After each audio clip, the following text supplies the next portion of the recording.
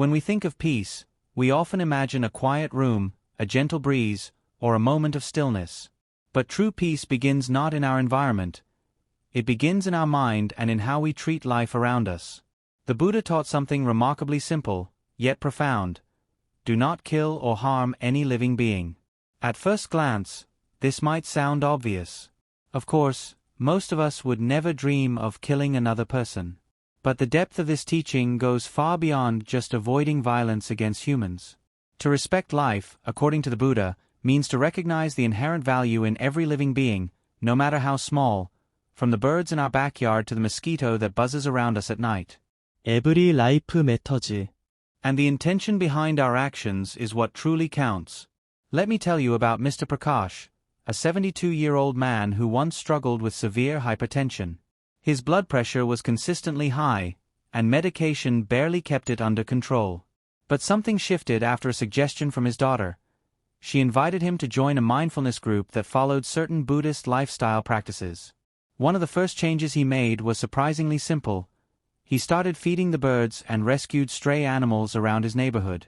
He told us, for the first time in years, I stopped seeing animals as a nuisance. I started seeing them as beings just like me, trying to survive to live.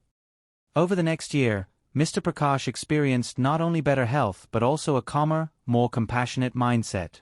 His blood pressure stabilized. He smiled more. He even started meditating under a tree each morning, something he once found silly. You may wonder, can such acts of compassion really impact health? Science says yes. A 2018 study published in Frontiers in Psychology found that compassion-based practices significantly reduce stress and inflammation. When people engage in kind behavior and develop a sense of empathy, especially towards animals and strangers, their cortisol levels, the stress hormone, drop. Their heart rate stabilizes. Their nervous system shifts from fight or flight to rest and repair. That's the power of respecting life. It doesn't just protect others, it heals us. But this respect also extends to everyday choices, like the food we eat, the products we buy, or how we react in moments of frustration. For example, when a mosquito bites us, the instant reflex is to swat it. But the Buddha teaches us to pause, to become aware. Maybe gently brush it away instead of killing. Why? Because it trains the mind to respond with awareness, not instinct. And when we stop reacting in anger to the tiniest of irritations, we build a mind that can face bigger storms with calm.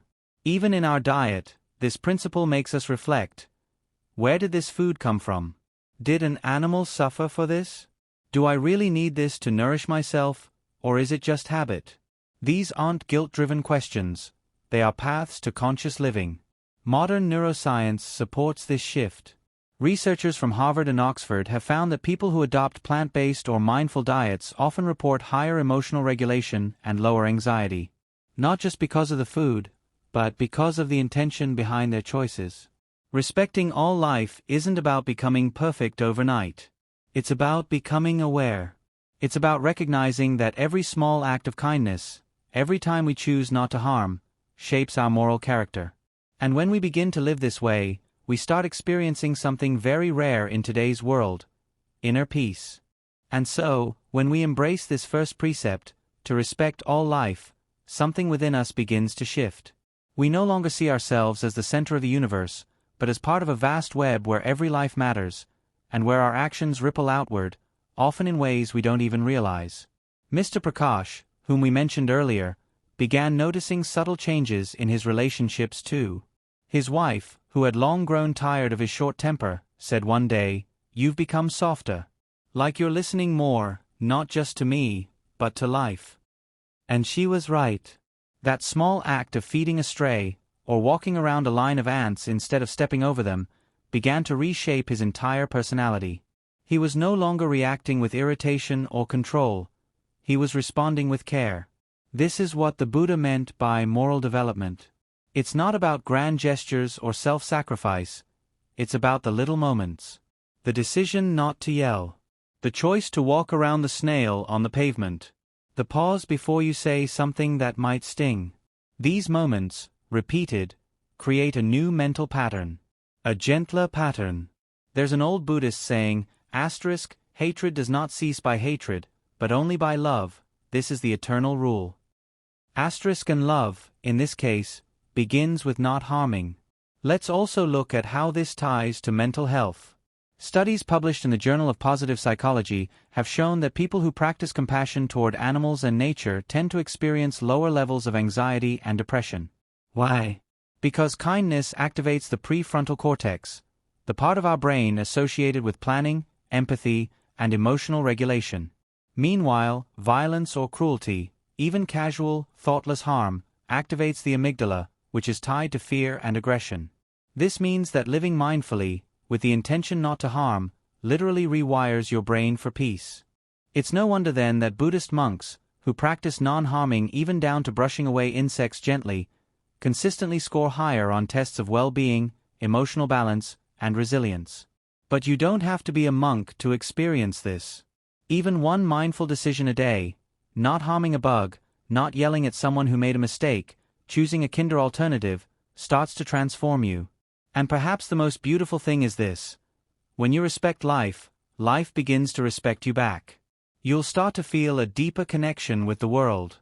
You'll start noticing the birdsong you never heard before. You'll see people soften around you.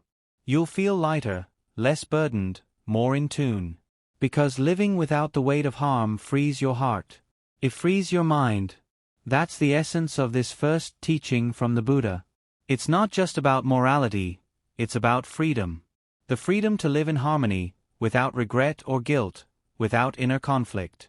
The freedom to look at any creature, man, woman, bird, ant, and feel only compassion. This is the first doorway to a good life, according to the Buddha. One simple rule: do no harm.